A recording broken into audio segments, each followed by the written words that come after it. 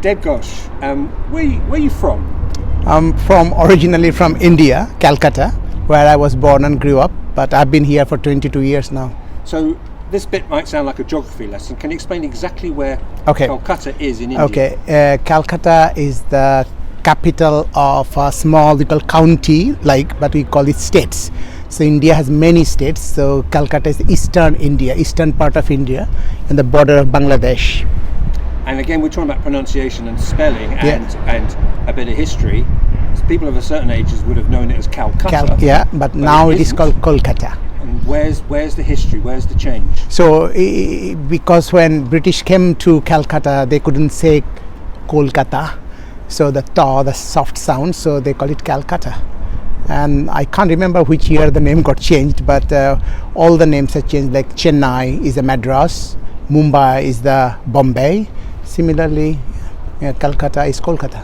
So tell me about Kolkata. Is a big city. Yes, it was a capital of whole of India, and then it moved to Delhi. So tell me about growing up. Were you in the heart of the city? It's quite a large city. As you know, it's called City of Joy, and I grew up there. I stayed there for almost 31 years. Then I came here. Yeah, it's a proper, very busy city. So did you live in an apartment, a house, a flat? It was a flat. Yeah, it's a flat. Like 6 flats, a twin structure. 6 flats. Yeah. And what about education? How was school? It's a public school. All 3 brothers went to the same public school. Education was almost free. And 2 sisters, they also went to public school. So 5 of us, big family. I know you're in the medical profession, so the next question might be obvious. Favorite subjects? In school? Yeah.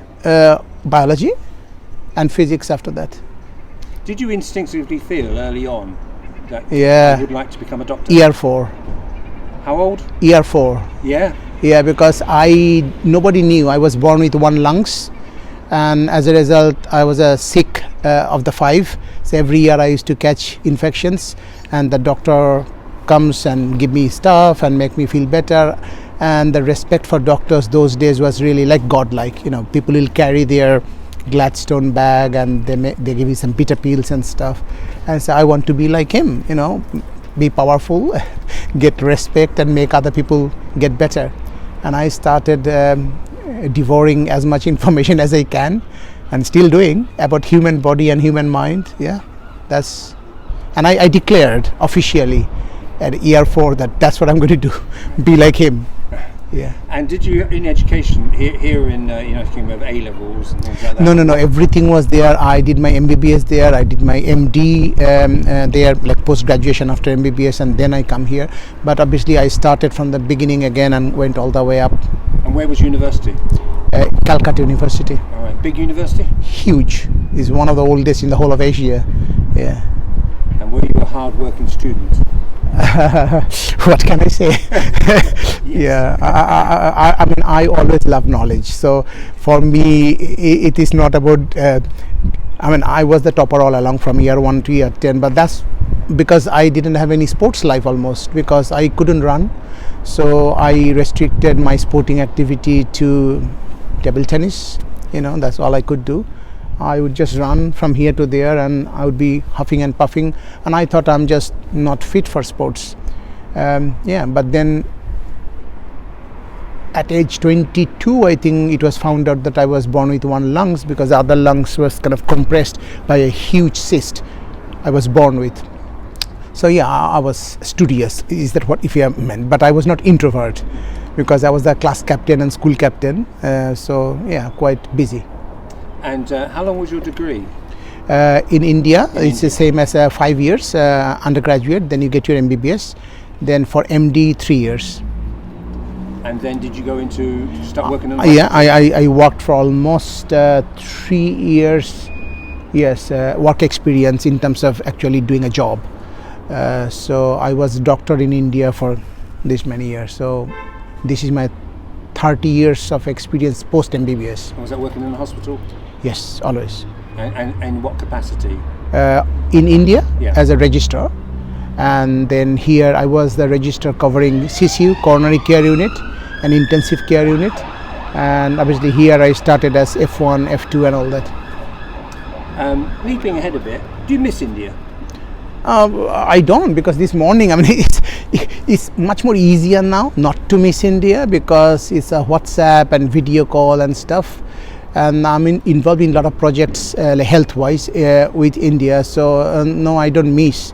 And I learned to cook because that's the bit we missed. All the Indians miss most, the good food, because the Indian restaurants, the food they serve, it is not Indian food.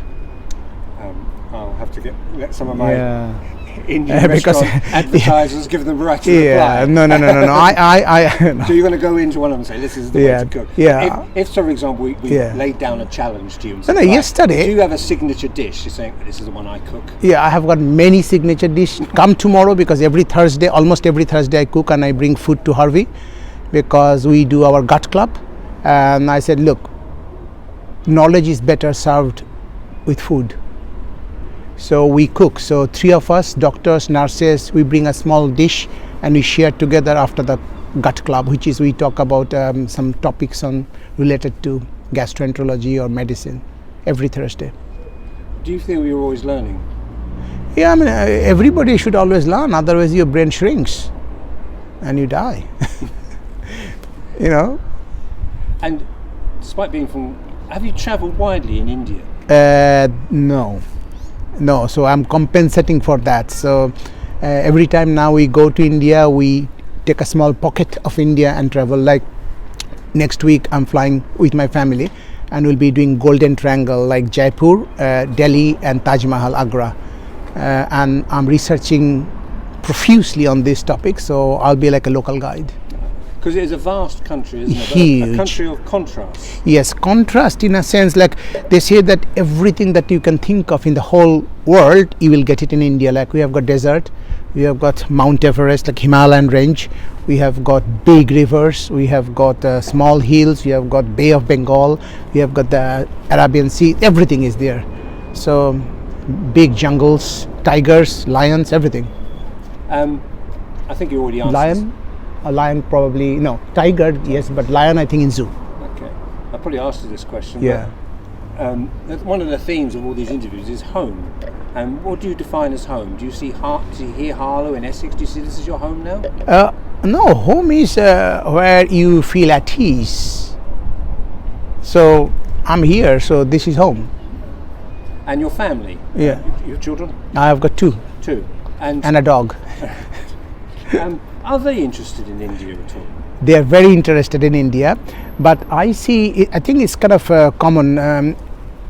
The kids, when they grow up in this country as a second generation, they try to alienate themselves to be more like local. But interestingly, because both my kids went to grammar school, and in the grammar school is a hugely second generation. So that kind of pretension is not there, that I'm more like you guys, take me in. So they are what they are, who they are. But I know a lot of my other friends, kids, they go to like not so cosmopolitan, more kind of white British, local, born and bred, and they try not to show the Indian root of them until they're 20, 21, and then they realize, I mean.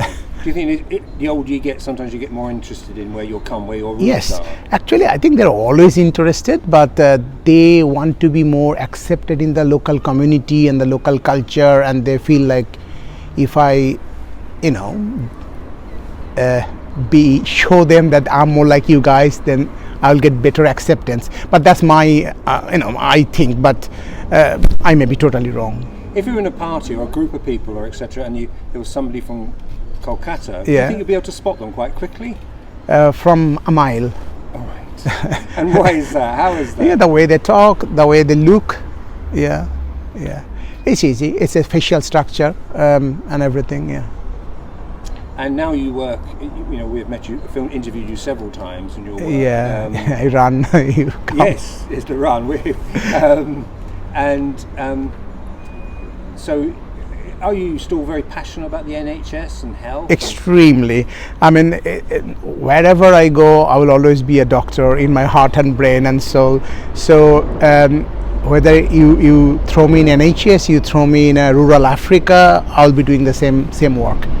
And my main passion, as you know, is more about patient education and population education, because I think we can deliver a much better health service if we focus on the positive health and promote health, because throwing money to fix broken people is very expensive game, and we already understanding it's not going to work, because USA, they spend trillions of dollars and they are one of the sickest population, and same is happening here. So we have to put more money on, invest more money in prevention, and unfortunately I'm not seeing much. But you have faith in the future?